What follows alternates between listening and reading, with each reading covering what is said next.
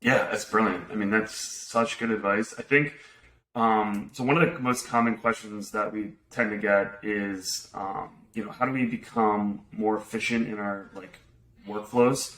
So for freelancers, you mentioned a big part of the human cloud is using AI to improve and be more productive. Is there any tools, communities that like really jump out as like that you kind of either highlight in the book or personally use to make your day more effective? So the first tool, I'm gonna kind of throw it for a loop. The first tool isn't a tool; it's more of a principle, and that is just the factor of standardization. I think the number one thing that creatives struggle at, especially in a freelance context, it just amplifies this, is that you're so damn creative, and there's so many things you can do, but you probably need to quantify that into the 2 to 5 outcomes that you really want to do, or that you're the best at. And where Yeah. this gets really tangible is when you're sitting across the room from a client, they don't care about the 100 things that you can do. They literally only care about the one thing that they think they need, that you're the best person in the world to do that. And so, it's not a tool, but it's more of a refining and standardizing what outcomes can you actually produce. From there, then it starts to get into, okay, how do you best align the expectations of a client to what you want to deliver? Because like I said, if you're a creative, there's so many different things you can do. You can actually design the cover for this book. You can do a website. You can do more print design like marketing collateral. But some freelancers, they've realized I'm the best in the world at presentation design. And so, that's the first thing is really, really standardized there.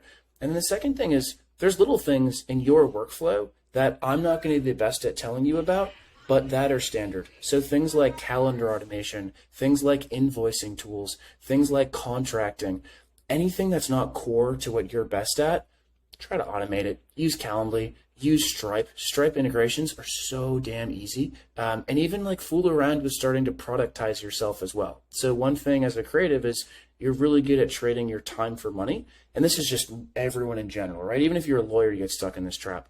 But what Yep. are some things that you can start to productize? So, can you do a brand audit? Can you do a website audit for $2,000 or $500, whatever you feel comfortable with? So those are the sort of the ways that I'd say, and not necessarily the specific tools, but really standardize it, take the friction out of the process, and then try to productize yourself. Yeah, that framework makes sense, right? Like, focus on what you're good at, try to outsource, use tools to do everything that's not core to your current workflow. Is like, I think that's spot on. Yeah.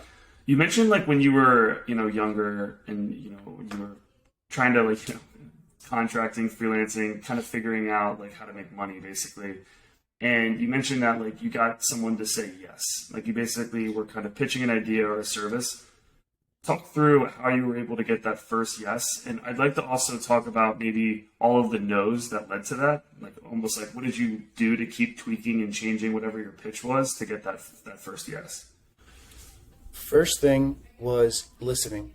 That was like the number one thing in any type of negotiation, any type of pitch. I've probably been rejected, as you have, Ryan, like 99.9% of the time.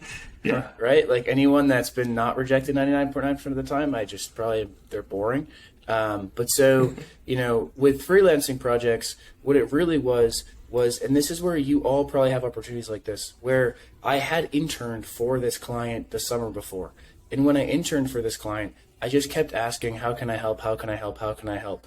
And I ended up actually creating winning a grant for $100,000 to train some of their workers. So I had earned the trust before that. So when I was going in from a freelance perspective, it wasn't hey, I'm this total cold person. It was you've already seen the work I do. Now, what are some other major problems that you can't do in-house that you'll give me $2,000 for? So like every time I went cold, to be honest, I got rejected. I've never even applied for a job cold because I just think I'll keep getting rejected. Like I couldn't have gotten to Microsoft if I did it cold. But so that was sort of in a freelancing lens. And the takeaway for you when it comes to, especially with freelancing, is that there's always like a third door, right? Like there's always a non-traditional way that, like me personally, I'm a working class American. So I just like, probably, Ryan, like you've always had to find that third door. And with freelancing, it's usually finding someone who's going to refer you. And this is common across whether you're raising capital, trying to get a book published, you name it, Yeah. finding a referral. So that's the first thing. The second thing, though, is figuring out like what is inside that client's head. like, what does success look like? Because they don't give two shits about the fact that you're a good designer. They care about the fact that they have to hit a certain number in order to get promoted or to not get fired. And so that was the first thing that I saw with my first client, was that they needed their 15 competitors because they were slipping, right? And they were worried about how the hell are we going to hit this revenue goal? So that would be sort of the second thing I'd say, is dive deep into what your client really, really needs. And most likely it's not going to be your actual service, but your service is going to be the engine to sort of get you there. So, and that's been common like throughout, right? And then the third thing is iterate. Just iterate. So with this book, like, man, we got rejected by every single publisher. And it was so defeating. It was over a year time. And every time we learned something new, but at first they started to all sound the same. Like, they started to all sound like, we love you, we love your book, you're not going to sell 15,000 copies within a week, because that's usually the milestone. So then we would ask, we'd be like, well, what are you using to model that? And they would be like, oh, it's the secret sauce. There's no secret sauce at all. But so then we would start to iterate and experiment on like, okay, now we know that they need to hear that we're going to hit 15,000 copies. What are sort of the inputs that are going to get us there? And the unlock was that we were able to say we'll have 50 Amazon reviews within the first week because we have a highly engaged audience. And so while our competitors had 200,000 followers, we had 2,000. But our 2,000 were highly engaged based off the existing metrics we have that'll turn into Amazon reviews. Amazon reviews will turn into a higher multiple per reader, and then we'll have 15,000 copies. Was it right? No. But we had listened and iterated based off of sort of what the way that they already thought. So those are the things. Start with a referral, really figure out what they need, and then just keep iterating. Don't get defeated, and go small, right? Don't just like keep making these huge leaps.